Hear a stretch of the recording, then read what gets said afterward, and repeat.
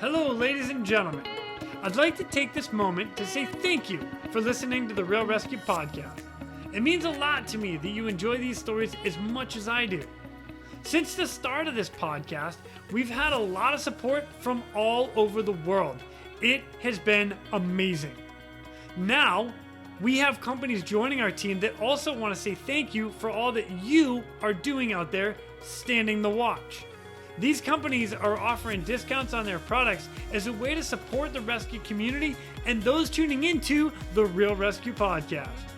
Just go to therealresq.com, click on sponsors, and see these incredible offers for yourself. This episode of the Real Rescue podcast is brought to you by Breeze Eastern, the world's only dedicated helicopter hoist and winch provider. Axness, because when lives are at stake and conditions are challenging, clear communication is of the utmost importance. SR3 ResQ Concepts, because you don't know what you don't know. And Airwave, the Airwave Performance Mouthpiece, helping you to use breathing to your advantage. Breeze Eastern, they dedicate themselves to our helicopter rescue world. Since the very first helicopter rescue in November of 1945, Breeze Eastern has designed and manufactured superior rescue hoist solutions. While much of the technology and the unique mission requirements have changed over the past 75 years, their commitment to the rescuers, the operators, and those being rescued has not. Contact them today by visiting them at breeze-eastern.com. The Axness PNG wireless ICS system can bring cutting-edge wireless intercommunication system technology to any aircraft. The PNG system can be fully integrated into an existing ICS system or can be carried on and off as a mobile base station. They can go anywhere at any time on any aircraft. Plus, with the strongest and most robust waterproof handheld on the market, this system can take a hit and keep working. Their wireless intercom systems are designed to enhance situational awareness through improved communication capability. This system brings superior noise canceling technology to eliminate rotor wash and engine noise from your ICS. The Axness PNG wireless system is currently deployed in more than 1,800 public safety, air ambulance, and search and rescue aircrafts worldwide. I have personally used the Axness system in 4 different countries and on 5 different airframes. It is awesome. If you want more information, contact them today at axness.com. That's AXNES.com.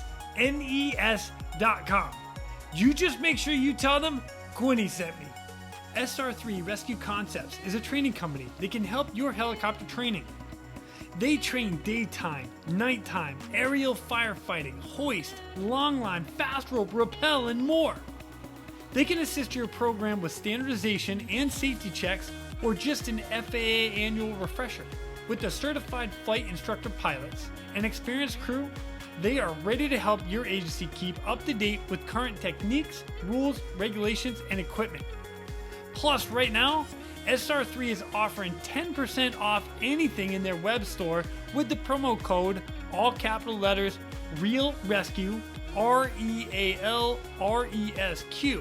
Plus, they are offering another 10% from their partners Petzl and their equipment. All you got to do is send an email to info@sr3rescueconcepts.com, mention this podcast, and they'll take care of the rest. And Airwave. What if I told you that you could train harder for longer and recover faster just by wearing a mouthpiece? I know, I questioned it too. Then I gave it a try. The Airwave Performance Mouthpiece is a breakthrough in performance technology that is scientifically proven with over 15 years of peer-reviewed, published research at the Citadel to open your airway by 25% for improved breathing, resulting in a 20% decrease in respiratory rate, an increase in muscular endurance, and 50% reduction in cortisol levels post-workout. Now, what does this mean to me? Well, now I'm able to train harder, recover faster, and be even more prepared for when that SAR alarm goes off. You don't need to take my word for it. Try it yourself and see how you can use your breathing to your advantage. Go to airwave.com or visit them on Instagram at airwave to learn more about it. Then, when you're ready to give it a try, because you heard about it here at The Real Rescue, you get 10% off with the promotion code REALRESQ, REALRESQ. Coming up next, you actually know this guy from episode 8. He's coming back for version 2.0. More rescues with more great advice. Please welcome Mr. Rob Munday. My name is Jason Quinn. I am United States Coast Guard Rescue Swimmer number 500.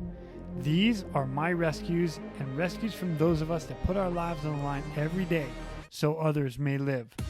This is the Real Rescue Podcast.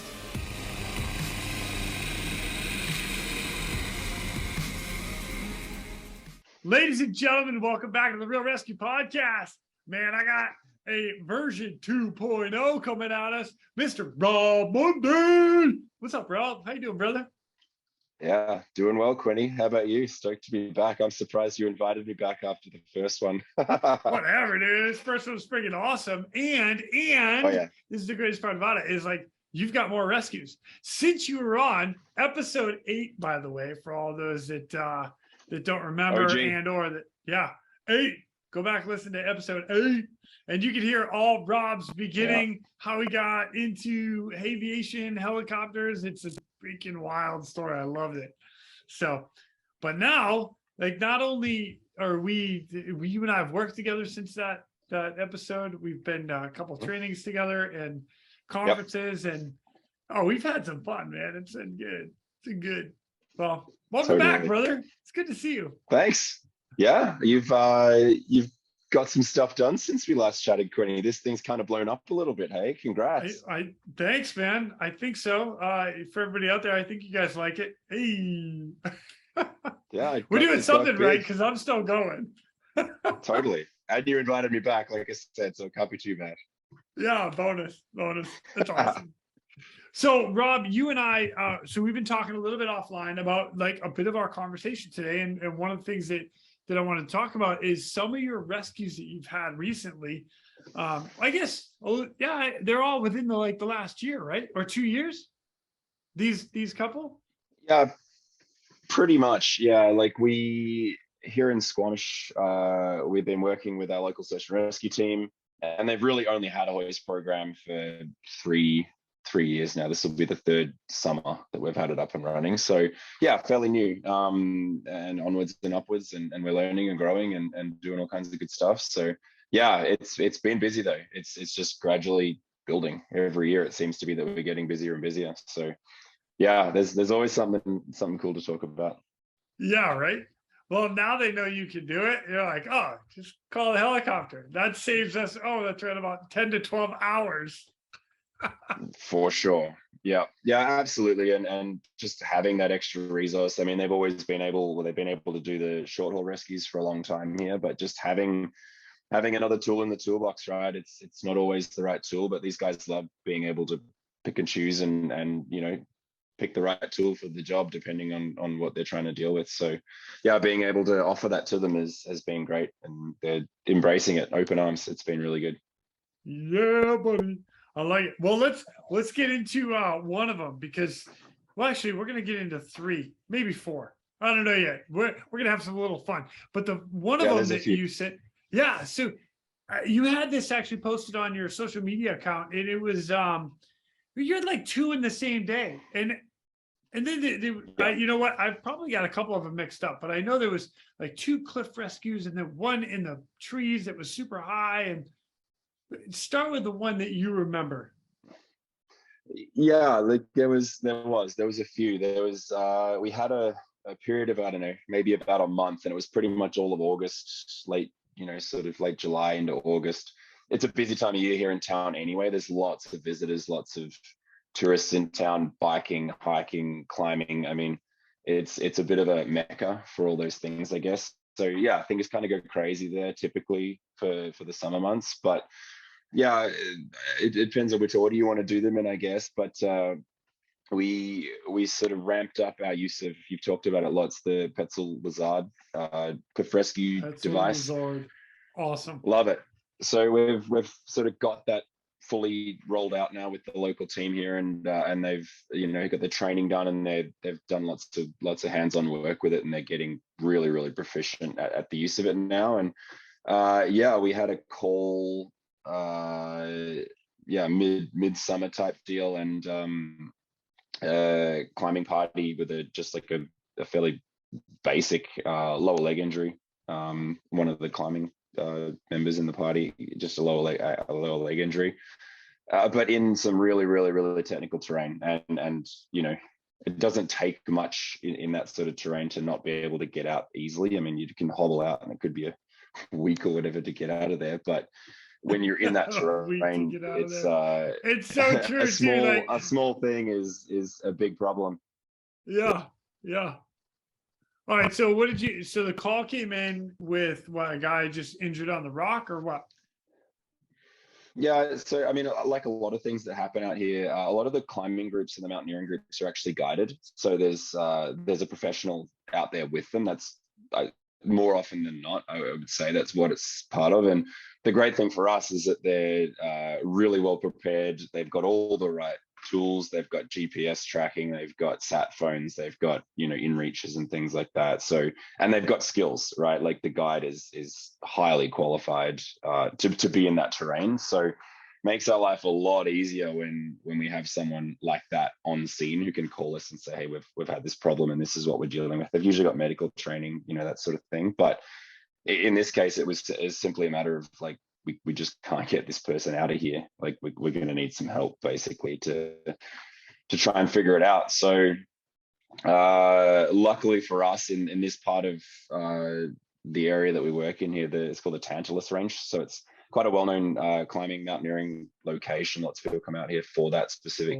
that part of the world, and multi-day hikes and stuff like that up in there. But like proper mountaineering with ropes and like some really pretty gnarly terrain. It sits at 6,000, 7,000 ish feet, somewhere in that kind of range. Right? So it's not really high mountains. It's not like high, but it's certainly high enough that your aircraft starts to have to work hard. And yeah, it can be pretty complex up there. So we got a call that this hiker was basically, or this mountaineering person was basically injured and needed help. So we flew out there and went to take a look. I think I actually sent you the video of sort of our arrival there, and it was good for us because we knew what we were going into in advance. We had some really good intel from the guide, and we actually had a feeling before we even left, we're like, we're going to take the Lizard. We're most likely going to use it because we these people are connected to an anchor point up on the hill, and like we knew what we were going into. So that really helped us a lot. But yeah, arrived on scene and basically pretty much exactly as expected. This small group kind of huddled up on a cliff, basically like a small little ledge, maybe the size of a coffee table or something like that. And I mean, like, big exposure, you're up at 6,000, 7,000 feet, and you don't have a lot of margin for error up there. So as soon as we saw it, we're like, yeah, this is absolutely the perfect use for the tool. And we went about our usual sort of process of going through our checklists and executing what was actually like a fairly, basic's probably not the right word, but it's fairly rudimentary in terms of, we put a rescuer in, they package the patient, and we bring them out, like it's uneventful. But when you look at the terrain and you look at the picture and you took an outside look and sort of watched it all unfold, it's impressive for sure. But I guess in the moment for us, and I'm sure you feel the same way, it kind of felt like just another hoist. But in reality, it's like, wow, okay, that's actually pretty gnarly. Yeah, very much so. Like you get into a position, you're like, oh yeah, this should be relatively easy. Boom. And then it goes off without a hitch. There's nothing wrong. And you're like, oh, this is perfect. Fly away. And you're like, that was kind of gnarly. Yeah, we do that quite a lot up here, it seems like. I mean, it's sort of the terrain we work in. It prepares us well for that. Like you said, you almost get like desensitized, I guess, because you're up in the mountains or you're in the trees, or it's it's so common and so normal here that it makes everything, it does, it desensitizes you to the significance of it. I think a lot of people would be put in that terrain and be fairly overwhelmed, but I guess we're just lucky that we have it here, and it's becomes more normal the more you do it. Yeah. Dang, man. So, hey, remind me real quick, your But, crew, you've got one pilot, you as a hoist operator or winch operator, depending on what part of the world you're from, and Yep. then a rescueman, or is that? Yeah, typically depending on which aircraft we're flying. So here we operate 2 hoist aircraft. We have an EC-135 and a Bell 212, which are quite opposite ends of the spectrum in terms of size Yep. and capability. And horses for courses, they're both actually really great hoist aircraft for their specific purpose. On this occasion, we're in the Bell 212, so a little bit big, a little bit more power. And we chose that. We had the option, and we chose the 212 just because it has a little bit more space and a little more power up high in altitude, middle of summer. So it's still hot up there. It wasn't below freezing or anything. So it was certainly, the aircraft is working a little bit harder. And we actually had like a team leader, a search and rescue team leader, sitting in the front left seat, and he's basically just coordinating the radio and just managing the incident as a whole, kind of like an upper level view of the thing. And then we have a single pilot, which almost all our operations are single pilot here. We don't have pilots sitting around to do that. We're a company, we're trying to go. They're probably out working somewhere else at the time. We don't have lots of guys sitting around to go flying. So middle of summer particularly, we had a big wildfire year this year, so lots of guys are busy. And then we'll usually go out with at least 2 search and rescue technicians. We typically won't go out with just 1 rescue specialist. It's usually a team of 2 at least, depending on what we know we're going into. And then 1 pilot or 2? Just single pilot, yeah. Okay. I wanted to make sure. Yep. So, and you fly single pilot in both aircrafts, right? We do, yeah. Okay.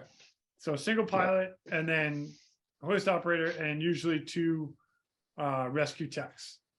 Yeah, and so we had 2 rescue techs in the back, and then that team leader was sitting in the front as well with this aircraft, just because we had the extra space and payload to do it. Dude, that's awesome.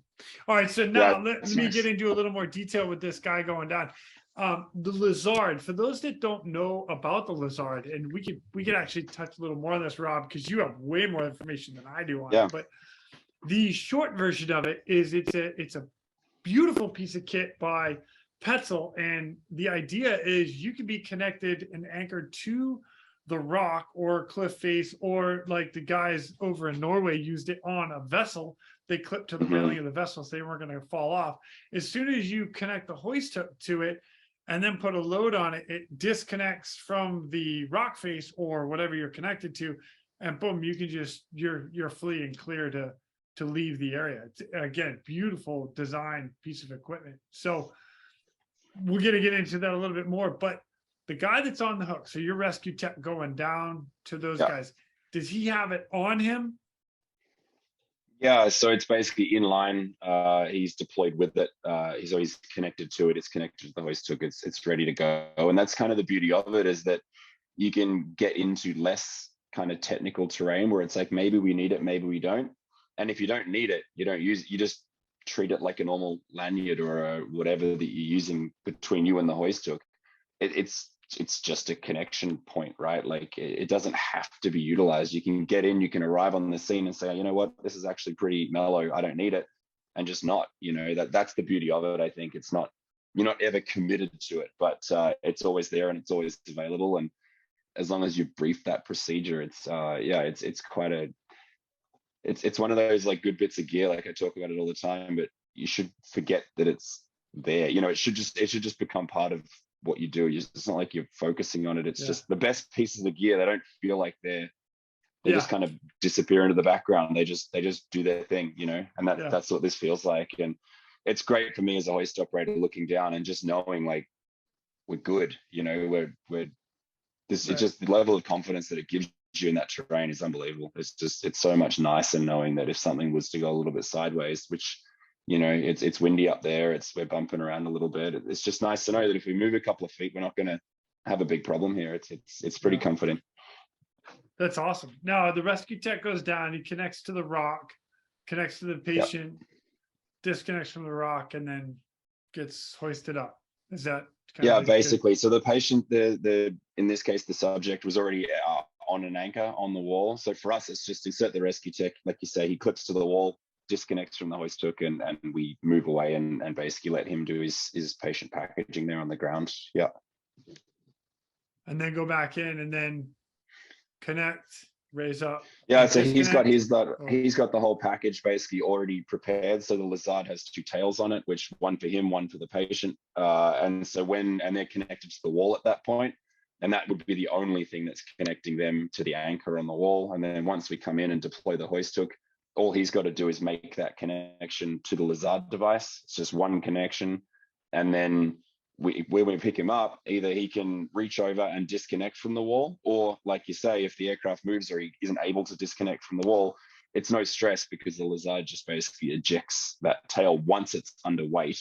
And that's the beauty. Until it's weighted, until you're connected and you've got a really solid weighted connection to the hoist, it won't release. So that's the transition point, is once that hoist cable's weighted, it allows the tail of the Lizard to release. But until then, you're totally safe on the wall, or you're totally safe on the aircraft. You're never in that weird state of flux like you can be without that device. It's cool.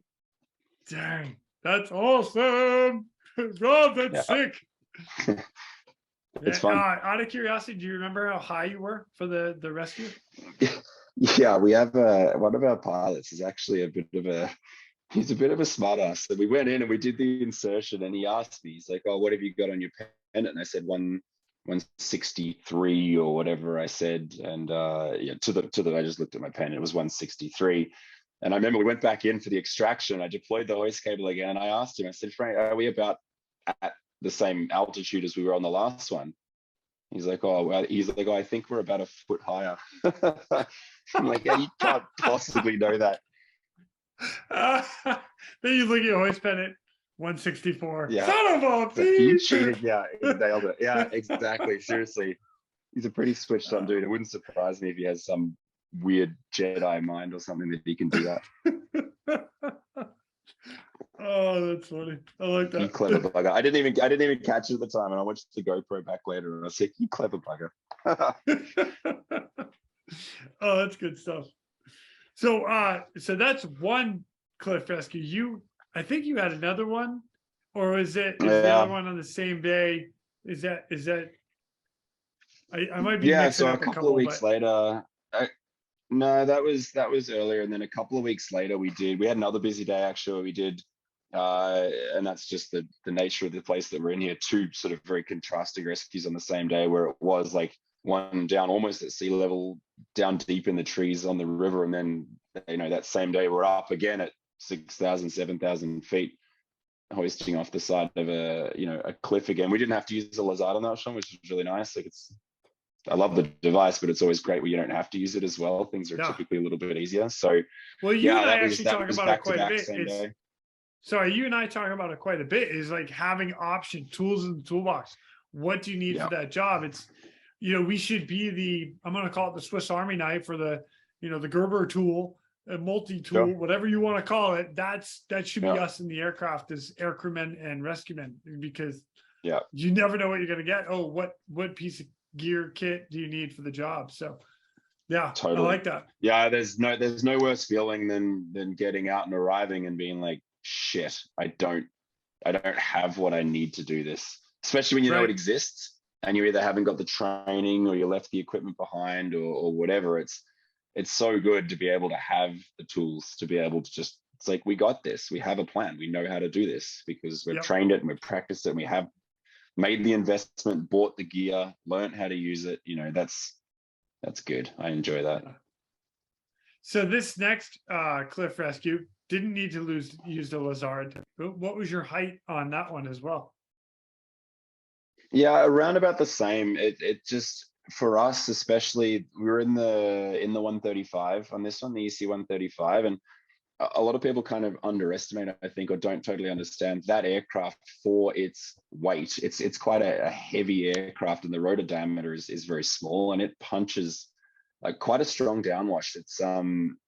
You don't really realize, and people think, oh, big Black Hawk, whatever, it pumps a lot of downwash, and it does, but it's spread over a really big area as well. So that the rotor diameter to aircraft size, plays a big impact. And this is a small aircraft, but it's also a very tight rotor disc, and it moves a lot of air. So we typically, even if we can go lower in the 135, we typically try and stay a little bit higher just to reduce that downwash and stop the guys on the ground getting blasted too badly, right? So usually like 150 for us is about as low as we go. We don't usually hoist any lower than that. But yeah, it was around about the same, I think, in that sort of 150-ish range from memory. Nice. Any issues when you pick the patient up or getting the rescue tech down? Yeah, no, it was all sort of relatively straightforward on that one. It was tricky because we were kind of coming along a ridge line with air, kind of turbulent air coming up over the top. So we kind of had to approach from a certain direction. We had quite a strong wind actually coming on the nose and sort of up over this ridge line. And so it was hard because there was a spur, I guess, geographically, I guess that's what it's called, where it comes down from the ridge down slope, like a high ridge that comes down off the main ridge. Yeah. And it was really hard because the guys were just on the backside of that. We were approaching, and you couldn't get visual on them until almost right on top, So we had to con the aircraft almost like blind into the spot and then try and get some hoist cable out in advance. And it was like, yeah, just every time it's different, right? It was just, that was a new one. And I'm sure you've had that experience too, where you think you know where the spot is, and then you don't really know until you're just kind of coming over the ridge and you're deploying hoist cable. Like, man, I hope we've got the right spot here. I hope this is what I thought it was. And how many times have you found the guys on the ground and you do a circuit and you get totally turned around and you're like, I got no idea where they are. Where they go? Right, exactly. So that you always have that when you do that circuit to come around and do the final pickup. You're like, man, I hope I got this right. I hope it works. But it did. So. I like it.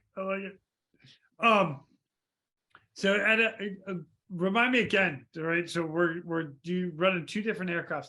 On the 212, you've got 300 or 290 feet of cable, usable feet of cable. So it's 250 on our 212s.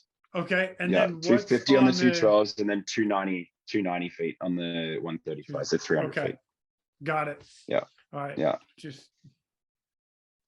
Dang. And you wouldn't want any less than that. I know, like, you can get A-stars and stuff like that with that shorter cable, the 170. It wouldn't work here. Like, most of our rescues are that or above. We regularly are using 150 plus feet. It's like even 250 on the 212 sometimes. Like, geez, I wish I had 20 more. You can make it work. You can make it work most of the time, but sometimes we use the whole lot. It happens. Well, and the reason I'm asking this is because the next rescue that you had on the same day was another hoist rescue into the trees. Mm-hmm. But the trees up in Squamish in that area are huge. Like, huge. Yeah. By most people's standards, I mean, they're big. And the big thing for us too is it's combined with the topography, like, if you're in a steep gully or something, and if you could picture that, like, I mean, a really steep walled gully, it's not cliff, but it's certainly like steep hills, like 45 degrees or more. If you come up slope up the side of the gully, 20, 30, 40, 50 feet, and then you put a 200 or 250 foot tree on the side of that slope, it doesn't widen out fast enough to give you relief from the rotor blades. So you kind of have to be really, really high, and so like, if you get stuck in one of those spots where it's on a river or down in some deep gully somewhere, upslope in front of you, upslope to the sides, you find yourself at 250 to 300 feet above just to get your rotor clearances good, and we always talk about emergencies and stuff too. If something goes wrong, you don't want to have your skids in the treetops. You want to have a little bit of wiggle room so that you can do something if something doesn't quite go well, so we don't want to be skids on the treetops, but there are certainly places here where we're using all that cable and it's tight. Jeez, oh man, it's one of those things like people don't think about. I get all in the area that you're in the world. I've been in Humboldt Bay, California, where they have the big redwood trees, and I never had a chance to get in there, but like Pat Marber and other guys that have been they're some big trees and stuff. And when you're going full on, it's pretty legit. So, but let me back up real quick. So, sorry, let me back up real quick. The case. Yeah. You got a guy in the tree. What was the injury? Do you remember? Yeah, we picked up. They were, I think, hiking down on the river, and again slipped, broken leg, maybe so lower leg injury anyway. But you're not getting out of there. It doesn't need to be much to, and like even like for us, we always have the ability to potentially do a stretcher carry where we send 8 to 10 search and rescue people down in there and pick them up and carry them out. But the risks to the people, then you get one rescue tech that rolls an ankle trying to get them out, and you're back where you started from. It's like, well, that wasn't really. 2 patients. You got to look at the safety. Exactly. Now you got to look at the safety for the rescuers as well, and some of that terrain that they're hiking through to carry people out of there is just as dangerous as, hoisting, as we talk about. It's actually not particularly dangerous, and I think a lot of people overestimate the risk that hoisting brings, and the risk to someone rolling an ankle by carrying a patient out of most of these places is actually much higher. Agreed. Which you and I, we're going to get into that a little bit. That's a later conversation. Yeah. But man, that's legit. Now, if I remember correctly, you actually had one more that I want to touch on, because you got called out for another. I'm going to call it just a call. It didn't turn into not so much of a rescue or anything like that, but you did max out the cable on a recovery, and that was. Can you run us through that a little bit? Yeah, like I said, it happens, right? And we did recently. I mean, we were out, doing some hoisting in the trees, and you get to a point where it's like, we know that we're high, but the problem is it's really hard to judge. Like, you're in the ballpark, you're looking down, you're like, wow, this is going to be really close. You've got a rattle, it's saying 300, and it's like, we don't know. There's no way to know. We don't know exactly how far it is to the ground. So really, same kind of idea. We were next to a ridge line. We had kind of turbulent down, like winds coming up over the ridge and then pushing us down. So we were pulling more power than we would have liked to, for sure, and certainly up in the limits. And you don't want to be sitting, like I said, skids in the treetops, because if you do happen to get a good gust of wind coming down slope and it pushes you down, like you can't pull enough power to maintain altitude, it's actually going to start pushing you down. You don't want to be skids in the trees because you just don't have any wiggle room, right? So we kind of set up at what we thought was comfortable to give us enough time to either fly away if we had to, or give us some time to react if we did get a good downdraft. And yeah, same thing, deployed all the cable, and we have the radios. The rescuers are on comms with us, and they're giving us information as they're going in, especially with a hoist like that. We're letting them know, hey, give us good comms, give us good hand signals, because this is going to be pretty tight. And we're hearing them, they're saying 40 feet, 30 feet to the ground, 20 feet, and you see the red cables start coming through your hands, and you're like, oh, we're not going to get there. Like, this ain't happening. And we did. That's exactly what we ended up doing, is basically just deploying all of it until it stopped. We had 92 and a half meters or whatever we've got on there out. And, I said to our pilot, I'm like, can we come down? He's like, well, yeah, we can quit a little bit. And that's what we ended up doing, is basically just with 95 meters of cable out or whatever, just conning the aircraft down 20, down 10, with the guy on the radio just letting us know 10 more feet, 5 more feet, there's the ground. And that's basically like all the cable. And, we had a little bit of wiggle room to go lower, but certainly, yeah, any more than that, and it starts to become uncomfortable, right? So yeah. we were set, and there was trees around us, like I said, on that valley. You look out to the side, and there's mountains and trees above you. There's on 3 sides. It's you're not up on top of the Matterhorn or whatever, with clear air all around you. You're in this bowl with trees and mountains and everything all around, and it's tight. Yeah, it's interesting. So one of the other things that's interesting about that is that you've got, you're asking the pilot to bring the aircraft lower into the canyon. You've got downwinds that are pushing you. Thankfully, I guess, well, all your rescuemen are on the ground at that point, so you're at least light in weight for aircraft wise. So you have a little bit of power. Yeah. But as soon as you get ready to pick up your victim and one or two of the rescuers, you're going to be maxing out Yeah. the air, like power wise. Yeah, you know that you're maxed out, right? And in that occasion, we actually did. We had that second rescue tech in the back, and he made the decision to actually insert them to the ground. And the plan, there was already rescuers on the ground. The plan was just to basically to either leave him there temporarily or leave him there and have him walk out with the ground team, because we knew that we were like, we need more margin here than what we would normally want, just because, you know, we do get that downdraft and we need some extra jam to make sure that we give ourselves a margin. Otherwise we're putting everyone in a bad spot, you know, which is not what you want to do. Yeah. So on the extraction, how'd that go? Because if you're already descending down to put them on the ground, you got to descend down to pick them up, right? Yeah, and you're right. Like, you have to. There's that risk reward thing, right? And you have to. We knew that for a bit there, we're going to have more weight and we're going to have, you know, less clearance to the trees than what we had on the insertions, because, you know, you got to remember, now we've got a tagline too if you're going to bring a litter or something like that out. So as soon as you start creating offset in the tagline, you're losing, you know, our taglines for us, we have, you know, 290 feet of hoist cable, and we've just made our taglines 290 feet as well, because it's so rare that we're using all our hoist cable, and we don't want to carry around hundreds of extra feet of tagline that we know we're never going to use, or we're going to use very, very, very rarely. So for us, our taglines are 290 feet as well. But if you go out and do a 290 foot hoist for real and can't descend anymore, how do you create that offset, right? So for us, we were able to sort of, we had to descend a little more than maybe we would have liked to and get a little bit closer to the trees. And then as you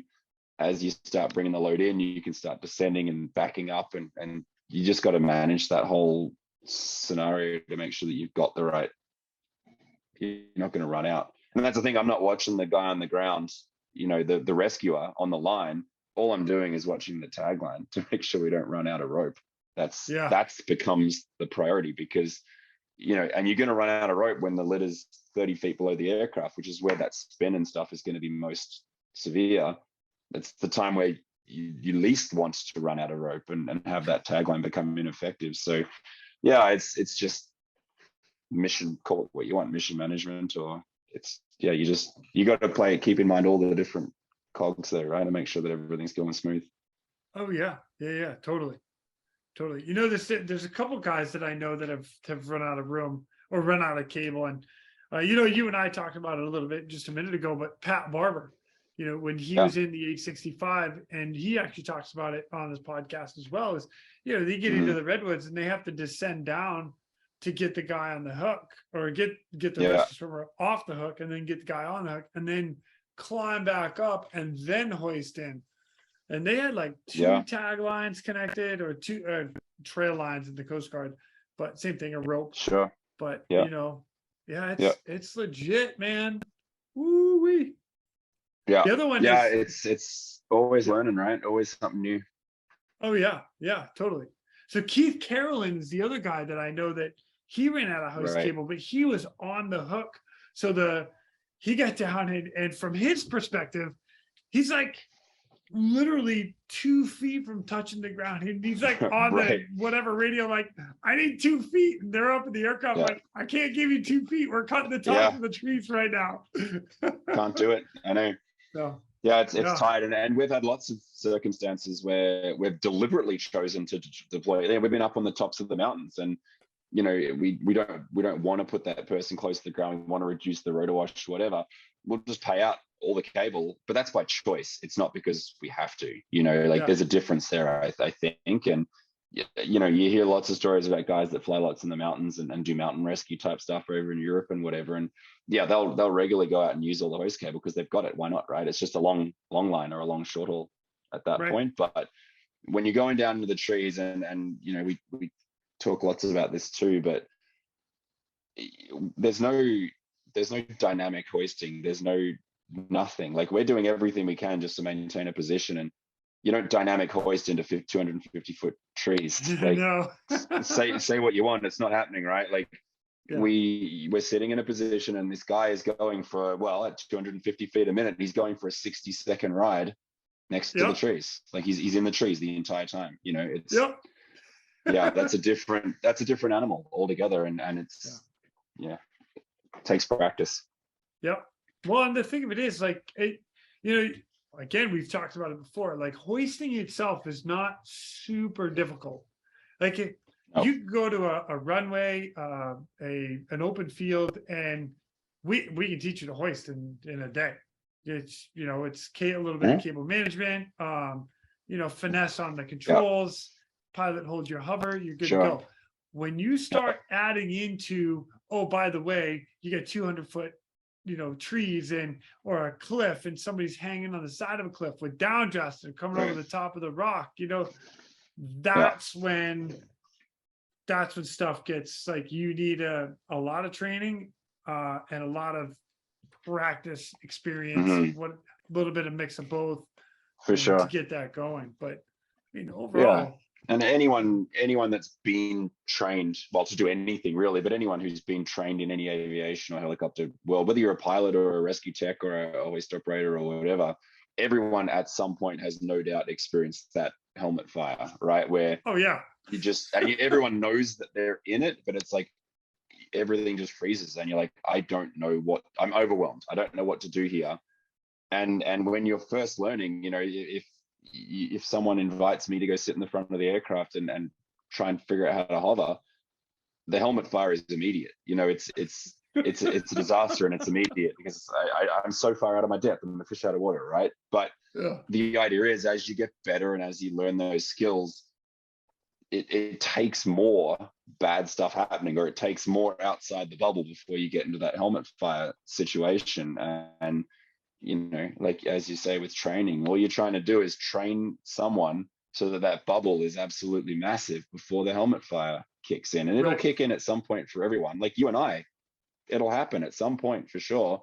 But the bubble is hopefully big, and when the helmet does catch fire, it's not a blazing inferno. It's manageable, and you can talk yourself off the ledge, or you can figure out a plan to sort of get it back under control or recognize that it's happening. And I personally, I think that's the art, right? Like that's what separates someone who hasn't been doing it for particularly long and someone who's been doing it for a long time, is your ability to adapt and overcome. Yeah. Oh, very much so. I mean, well, like I said, it's hoisting. The actual idea of going out and doing hoisting is relatively easy, and a lot of agencies, a lot of people do it with very minimal or little training at all. Or somebody is like, hey, you know how to hoist, go teach that guy how to run the cable. Okay, go. Right. But then all of a sudden you get into your spins or your swings, or you're like, and then people are like, I don't know what to do. Like, this wasn't part of my training, or you don't have something written into your manual or your, procedures to say, hey, this is what you do when this occurs. So totally.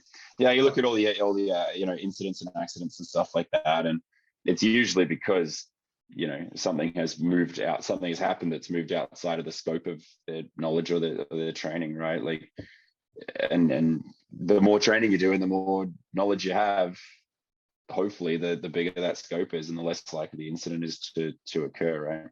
Yeah, totally. Well, this brings up like the next one. We mentioned just a minute ago, it was like the risk versus reward. You can go into and have, like, what's the risk of going into pick up a person, or maybe somebody that has passed away. You got to go get them. You're going to get them out. But is it? Yeah. Are you putting an entire air crew and aircraft to work for somebody that's been deceased? But at the same time, if you're sending 10 or 15 guys in to then have to hike that guy out over the rocks, over terrain, Dave Weber came on and was talking about the same thing. Where he was in 10-hour hike out of a guy that, if you rolled up with a helicopter, it's so much easier, so much faster, but people get so scared And they're like, oh, it's Yeah. such a risky maneuver. Well, it's not. It's No. when you have the training and you do it, it's not as risky as you would think. So Yeah, and exactly. And like you talk about risk versus reward, right? Like I think it's really, really unfortunate that people, I think, and it's weird, rightly so in some ways, see training as the biggest risk, and it is. If you take a crew that's quite inexperienced, and some of the most dangerous hoists you'll ever do with a crew is as a brand new crew, a crew that's never done it before, or a crew that's just learning, right? And that's where, well, talk about SR3, and we go out and we train an agency who's never hoisted before how to hoist. Some of the very first hoists you'll ever do, even though if it's in the middle of a football field or whatever, are probably some of the most dangerous hoists they'll ever do, because it's a dynamic environment. There's lots going on. And that's why having instructors that are super switched on and are going to stay on top of that is really important. But people see that training as the risk. And it's like, actually that training, if you do it safely, and if you do it in a controlled environment, and if you ramp it up in a controlled way, you can ramp it up to 11, but you have to get there incrementally, and you have to do it bit by bit. But once you dedicate the time to training to get better and better and better and better, the operations are crazy safe, like unbelievably safe. But the only times where the operations typically become unsafe is because you haven't trained for them, and you haven't trained for them in a way that prepares you for the operation, right? Going out and you see it all the time, going out and flying out into the middle of the airport runway or the taxiway and doing a 10-foot hoist and saying, great work, guys, like our proficiency for the day is done, like you're good for 3 months or whatever. It doesn't really prepare you for that 200-foot hole in the trees with the turbulent downflow. And there are ways to train for that, and I've talked about this before. There are ways to train for that scenario safely.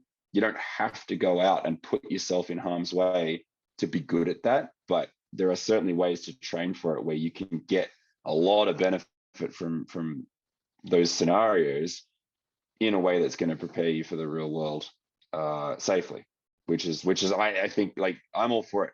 Go out and train hard, like go out and train as hard as you can. But in the real world, when you don't have an out, Well, but to find out a little bit more, like when you're saying train hard, you and I are on the same page with this, is create the scenario and do the scenario, make it a difficult hoist, get off. When you and I first met, I mean, you and I were like, we went out to that, we were at the ramp, we were hoisting on the ramp, then all of a sudden we're in the trees, then all of a sudden you and I, we're on we are literally hoisting to a tree stand of some dude in the tree. I don't think was actually all that stable. Probably not. We are putting guys in a tree stand 20 feet off the ground. Right. Like that is precision hoisting. And that was a training environment. And I love what you said there. It's a controlled environment. At no point in time was it ever a spot where we're like, oh, we have no control of the surrounding area. We knew what was going on, and we had outs everywhere. So, and that's the thing, like you can get all the training benefit out of it and that's part of the art of choosing good training locations as well, right? Like if you want to practice hoisting into a box canyon, go and find a box canyon that's boxed on 3 sides, and you've got an out on the 4th one. Go and find a place where there's an emergency landing site 50 feet off the nose of the aircraft, where directly below you, it's as real as it gets, but you don't get to choose those areas in the real world. When you go out and you do a real rescue, you don't get to choose the fact that you've got an emergency landing site, this beautiful big football field 50 feet off the nose. But in the training environment, you can find the most gnarly terrain in the world with a helipad 100 feet away. That those places exist. You got to search for them sometimes, but they exist. And so if you're going to go out and try and do something that is technical and challenging and all that good stuff, set yourself up and don't box yourself into these shitty spots with no out, right? Like give yourself an option where if it all goes sideways, and brief it, if this all goes sideways, guys, we're going here and we're doing this, or we're flying away because we can. We've set ourselves up that if we fly forward and right from here, we have an out, and that's just going to make everything be okay again, and we can go around and we can say what the heck just happened and talk about it. Whereas if you go out and you're in the real world and it all goes sideways for the very first time, you're asking for trouble, and that's fun when you know that you're going out and you're training something highly technical, but you've got an out. It's actually pretty fun, because you can feel confident that, hey, we're going to go out and do this quite challenging thing, but we know that we have an option here if it doesn't go so well. It gives you confidence to try it, right? Yeah. And the greatest part about what you just said there is that you can actually train the emergency. Oh, what? Mind blown. Yeah, literally. So now you're in a hover, you're in a hoist, guys outside the aircraft, and pilot says, oh, I've got an engine failure. Boom. Right. And what are we doing? We're going to fly forward. We're going to drop. We're going to do what we've briefed. But the greatest part about it, again, it's on that controlled environment. You're just making the maneuvers of the aircraft and you're going to land, bringing the guy back in the aircraft, Again, all training. So I don't want to put anybody like 10 feet below the aircraft. I don't want to be cutting cables and stuff like that. Sure. But let's throw a couple more EPs in there. You get into this area and you know what? Create a spin. Totally. Get out of it. Yeah. And we do that. That's the best part. Like we went out there and we said, hang on, there's all this talk about hoisting with taglines, right? Like taglines are great. They work awesome. They stop spin. They do a great thing. Can it be done without taglines? That was our question. And we're like, well, let's go find out, right? So we found a training area that gives us all of those outs and all of those options. And we start hoisting the litter in without a tagline. And we knew 100% at some point that thing was going to start spinning. We knew it was going to happen.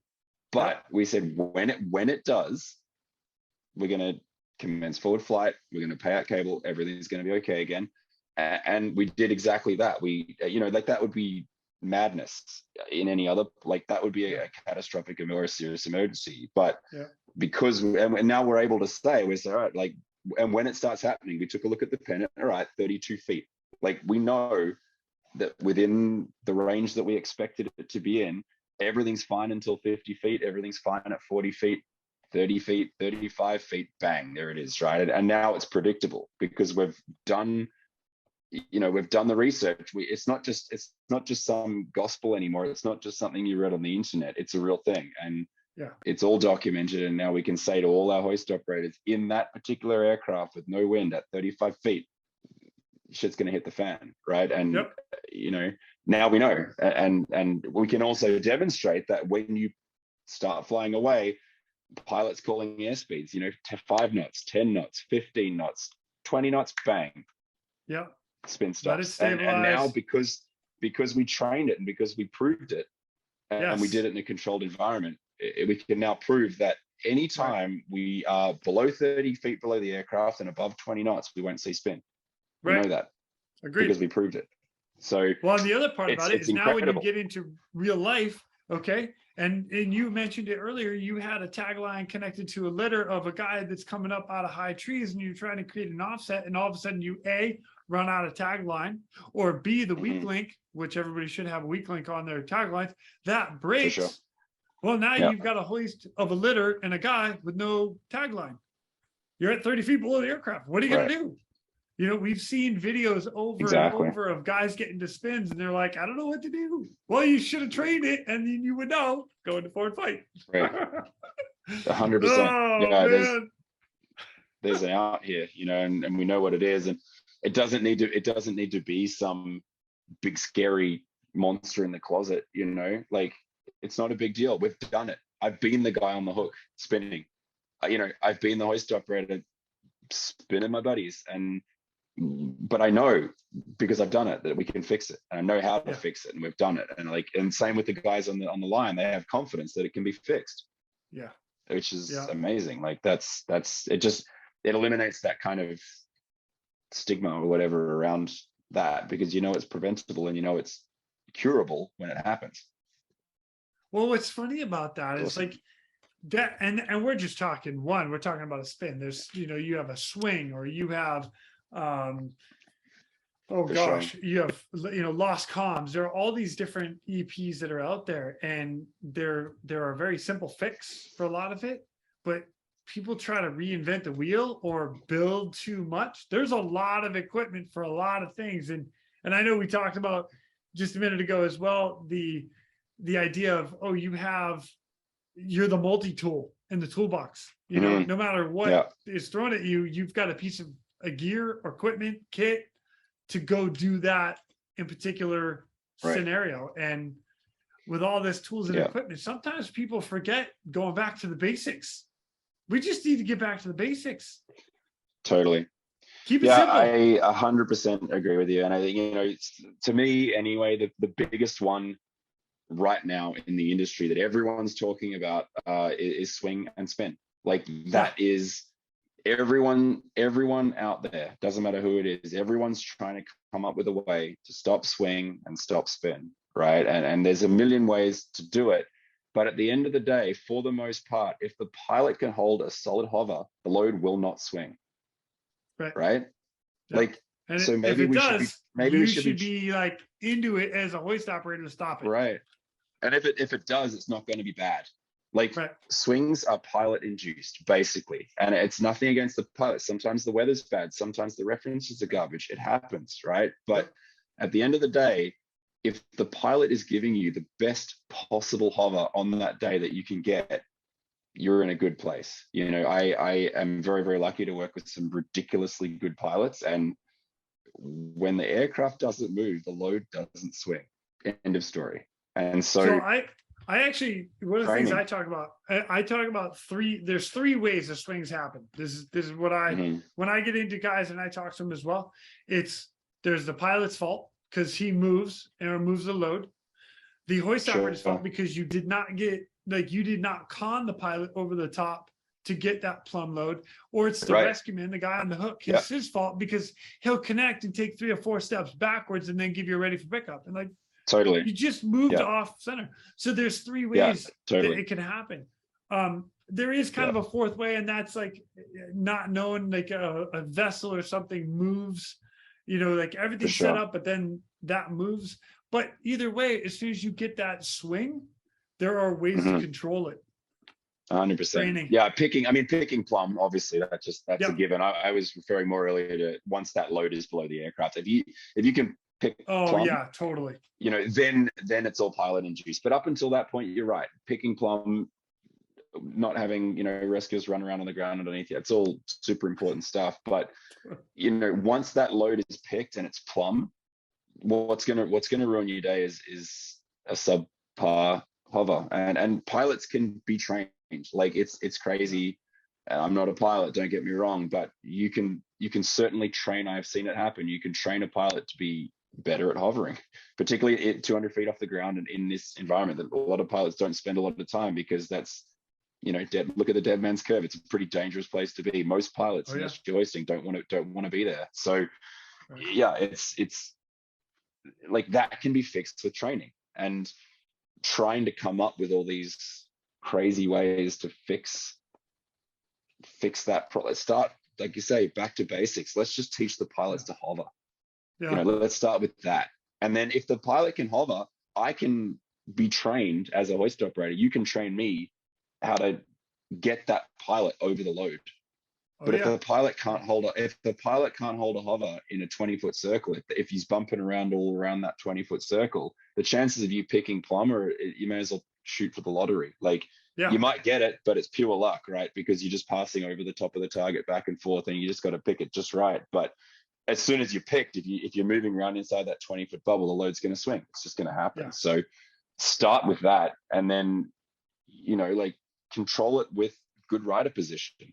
As a rescue specialist, just learn what your body does in the rotor wash, and learn what it does to make or break everyone else's day. Basically, totally. you can just ride nicely on the hook, and you can fix. If the pilot's hovering solid and the rider position's good on the hoist, that's free. I'll tell you that right now. That tip is free. Like, I can teach you how to do that in 2 minutes, right? And if you're doing that, you're 90% of the way there. And then for any little bits of anything else that you might see along the way, just taglines. You can buy a tagline for a couple $100 from your local climbing store. Basically, tie some knots in it, put some weak links in it, and that's going to fix the rest of the problems. Or, like you say, learn that forward flight. But they are cheap fixes. You know. Oh yeah, yeah. You don't need to go crazy. Go back to basics, and you know, a lot of those problems solve themselves. I totally agree. And you know, it's again when you're talking about learning and getting the training that you need. Recommendation from I would say both of us, I'll speak for both of us at the moment, is if you get an experienced pilot, it's easier to teach a new hoist operator with an experienced pilot, because they can make the corrections that he knows that you're going to screw up in the back. Reverse that. If you have a new pilot up front that's learning how to do the hoisting and learning how to get into a good position, having an experienced hoist operator in the back will help you immensely. It's just like I know as a hoist operator at this point in my career that I know when you're going to screw up as a pilot. You know, you might overshoot, you might not anticipate that rolling into that hover, that hitting the brakes to stop as I'm conning you in, you know. So I can compensate. Yeah, exactly. And like we say, Queenie, we're not pilots, right? But we can certainly, I know, like if I say I need you to come left 5 and you feel this huge big rock, you're like, that's too much. We're in trouble here. Like you've just like immediately we're just induced a swing, right? And so we can give some feedback. We can be like, hey, that was a bit aggressive on the move there. Like whatever you think you need to move, take it down by half or maybe even a half again. Just think about it'll it. Right? happen. You can never really move too slowly when you're hoisting, but you can certainly move too quickly. And I mean, as we know, like having pilots providing pilot training is infinitely better than you or I could ever do. You know. Oh yeah. I might, you know, try to be cool and be like a pilot and all that sort of stuff, but I never will be, right? Like you need a pilot. You need someone. You need a Dave Callan. Let's go, Dave Callan. Sure. You need a pilot. You need someone who's done this before to say, like, what I'm watching your cyclocam and I can see the movements you're making. Let me show you what movements you need to be making. Let me show you how to fix this. And like having a pilot in the front and just ask, what are you looking at? What are your references? What, like, how are you holding this hover right now? And if their eyes are darting all over the place and they're looking at the trees and the mountains and the sky and the clouds and whatever else, you know, and they don't know any better. It's not their fault. They don't know any better. They've never had to do this before in that kind of terrain or that place. All it takes is a pilot to say, look at that tree and don't stop. Like, but you don't know what you don't know, right? Like you don't know what you don't know. Once you've been told how to do it, it's all so easy. And it's like giving someone the pilot controls and never telling them what to do. It's like, figure it out. It's like, of course it's going to go bad, you know, like, but a little bit of training and a little bit of knowledge is so helpful. So, well, heck, even Dave and I were talking about it one day, is that they had an emergency down in Vegas where the rescueman got into a spin, and the pilot that was flying the aircraft in the right side, they asked him to go into forward flight, but he creeped into forward flight. But in all reality, he could have moved a little bit faster. What the debrief is that he's used to flying a bigger, slower, I believe a 212 off the top of my head. I might they had a Huey before. Yeah, okay. So they had a Huey. So that was a slower transition because of the way the aircraft is designed versus the what is it, the 135 is what I think they moved into. Yeah, they're in the 145. 145. Sorry. So the 145. But yeah, it's different aircraft, sports car versus pickup truck, right? Yeah, like he you just fly it differently and you just didn't know. Totally. Yeah, but all it takes is a demo to be like, hey, this is what that forward flight transition looks like. Demo it, and then he's like, never makes that mistake again, right? Exactly. Like, but having a pilot there to be able to do that is so important. Yeah. So. And we've seen a lot of places are very lucky. Yeah, totally. Absolutely. And a lot of places are very lucky to have that really, really sort of skilled group of pilots already. And it's like, this isn't, like you say, hoisting isn't hard. Well, it's not when you've got pilots that are, to be honest, that good. But when you've got pilots that haven't had that experience before or haven't had the opportunity to sort of be shown how to do that type of stuff before, it's hard. It is really, really hard to do it. And sometimes we take that for granted. I think that you get a couple of good pilots that have done it before, and once you know, but it's tough. So I like it. Rob, this has been awesome. We've had such an amazing conversation with everything. Before we close out, like a couple lessons learned or things that you might have learned on the fly. I mean, again, you've been doing this for a long time now. I mean, you've already been on this podcast once. You've done rescues. You've had more rescues, some a little more technical, but let's go simple, easy, and things that you have learned and lessons learned, all your training, all the gear, all the equipment. I'm talking way too much, and tag, you're it. Yeah, no, I'm happy to talk to that a little bit. I think, one of the things that I constantly have to remind myself, I guess, here is, like you say, we look out the window and we're in big, gnarly terrain, and the cases that we do, typically they're fairly severe, I guess. Like, we have quite a high frequency of, fairly significant injuries and technical terrain and things like that. And I personally, I would happily throw myself under the bus and say we do get our fair share of fairly, what you would call basic scenarios where, we're going out to pick up a lost hiker or whatever. And I think I've caught myself a bunch of times where it's really easy to sort of fall into that false sense of, relaxation or security, whatever you want to call it, where it's just another rescue. And you've gone out and you come back at the end of it and you're like, geez, we forgot to do part of our checklist. Like, we arrived on scene, it was so straightforward that we just kind of jumped into doing it. Or you're going to call the rescuer to the door and you call them over, and then they point at their retractable lanyard and you realize, oh geez, I forgot to, we're all human, right? We all make mistakes, and sometimes on those really basic rescues, you let your guard down a little bit. You kind of lose track of the basics, or you just kind of get distracted on things like that, or you're just having a joke with the pilot or whatever. And you're right. We've been doing this for a couple of years here now, and I've done plenty of hoists before, but the hoist I'll do tomorrow has the same consequences as the very first hoist I ever did, right? Like, people's lives are at stake, and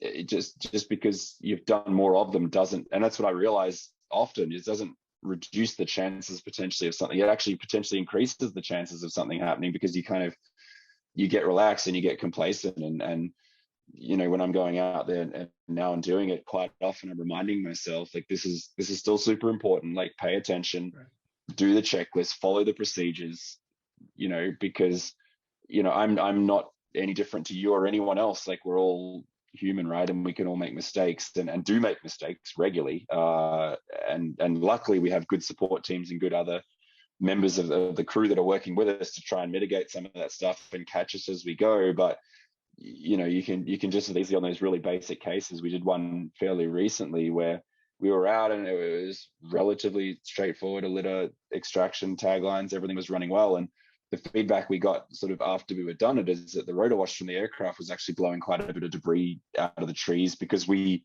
inserted the rescuer and then kind of backed up away, and we didn't think or realize that that's sort of where the rescue is, and the rescue team was sort of huddled up underneath us. And so when we backed up kind of over top of them rather than away.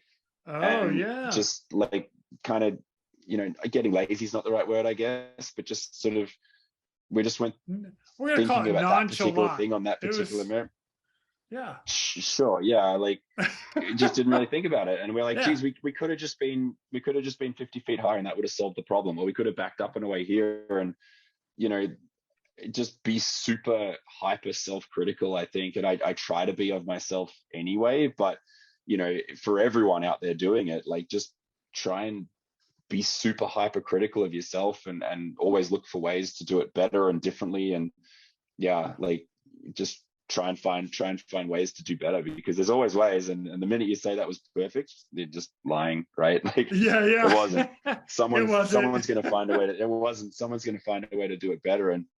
And like you say, when you go out on those really complex technical Petzl Lazard side of the cliff rescues, you're switched on. You're on point, and you're really paying attention. And to be honest, you're probably less likely to make a mistake there than you are on the really easy one. So yeah, I've certainly caught myself a couple of times, recently doing stuff like that. And it's like, we're all human, but Yeah. big consequences, right? Like Right. I'm pretty hard on myself anyway, big but you need to be. If something goes wrong.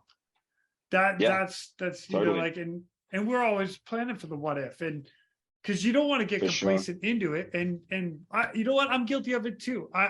Again, I'll throw myself under the bus. You get into that training environment, or you get into that just hoist. Oh, we got to go out. We got to get 10 hoists today for training. Okay. Next thing you know, you're in, you're out, you're in, you're out, you're in, you're out. You're like, oh my gosh, right. I'm just. You focus more on counting 6, 7, 8, exactly. 9, 10. I'm ready to go home. Versus, you forgot that just in case there's an emergency. Oh, yeah, this is what we're gonna do. You get out of that. You're in that that comfort zone of like, oh, nothing's gonna happen, and then when it does, totally, you're like, oh yeah, shit, that's right. We still have to be on point all the time. So yeah, and it's a good reminder for sure. And like I say, when I'm out there hoisting and we're doing a rescue or whatever, like I'll kind of, for lack of a better word, entertain myself by sort of sitting out there and thinking, all right, like what if something went wrong right now? Like what would I do? And I ask myself that every 10 seconds, 20 seconds, like what is my plan if this litter starts spinning? What would I do right now if that tagline broke? Where are we going if we lose an engine right now? Like, what are we doing if the pilot calls abort? Just always thinking, and that's enough. That's enough to keep you on point, paying attention, right? Like I kind of like to do that to myself. If I recognize that that's starting to happen, I start to think like, what's the plan here? What's coming next? And that just helps to kind of keep your mind, I guess, focused. And yeah, like it's a weird thought. I tell people this all the time, but like, when you're hoisting guys in and out and gear and rescuers and litters and things like that, I probably only spend 10% of the hoist actually looking at what's on the end of the hook. Yeah. The rest of the time, it's the tail rotor, it's the tree on my right side. It's, what's my other rescue tech doing in the cabin? Is he somehow moved and I didn't see him move in the cabin to a different seat? Now the CFG's changed or whatever. It's that situational awareness, right? Like, what are we doing if we have a problem with the aircraft? Like 10%, I'm probably looking at what's on the hook.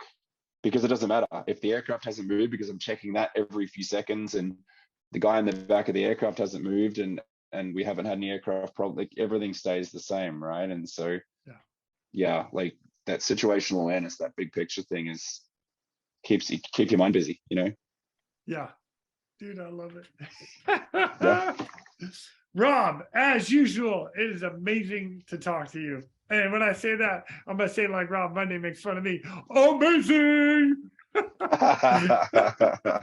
Yeah, it's always a pleasure, Quinny. You do great work, bud, and everyone. I'm sure you hear it a lot, but everyone appreciates what you're doing. So, just I'm happy to be part of it. Time, right? I'm just here to have a good time. Totally. Just talking about hoisting, it could be worse, hey? Yeah, totally. We can have a real job. It's even dark out, so I can have a beer at the same time. Hey, I cannot. So I started my day. Well, I could, but it's probably not a good way to start my day. You can live vicariously through me instead. I'm okay with that as well. Very much so. Yeah, there you go. Awesome. Well, Rob, man, I can't thank you enough for coming on and just not only sharing the most recent rescues and stuff, but again, great conversation with tips, tricks, training. It's always a pleasure to talk to you, my friend. The feeling is mutual, Quinny. Right on. And the next time I get up to Squawk, actually, we should be looking at a couple of places to meet up in the near future. So, yep. Oh, it's going to be exciting. What's going on? For us. Yeah, buddy. It's going to be busy. I'm excited. Right on. All right. Well, I'll see you later, wherever that later may be. Soon enough, hopefully. Thanks, Quinny. Yeah, no doubt. And with that, ladies and gentlemen, we are out of here. Go. Thank you for tuning in. We hope you enjoyed this episode of the Real Rescue Podcast. Please take a minute to like, subscribe, and hit that share button. I'm pulling chocks and taking off. But before I go, if anyone out there has a rescue story they would be willing to share, I would be humbled and honored to have you on as a guest. Or if you have any questions about rescue or anything else we talk about here, send an email to jason@therealresq.com. That's jason at TheRealResQ.com. You can also check us out on our web pages, therealresq.com, our Facebook page, and our Instagram page @TheRealResQ. Again, a special thank you to all of you staying on the watch today. Always remember, when that SAR alarm goes off, those in distress are praying for a miracle. They are going to get you. Until next time, fly safe and swim hard.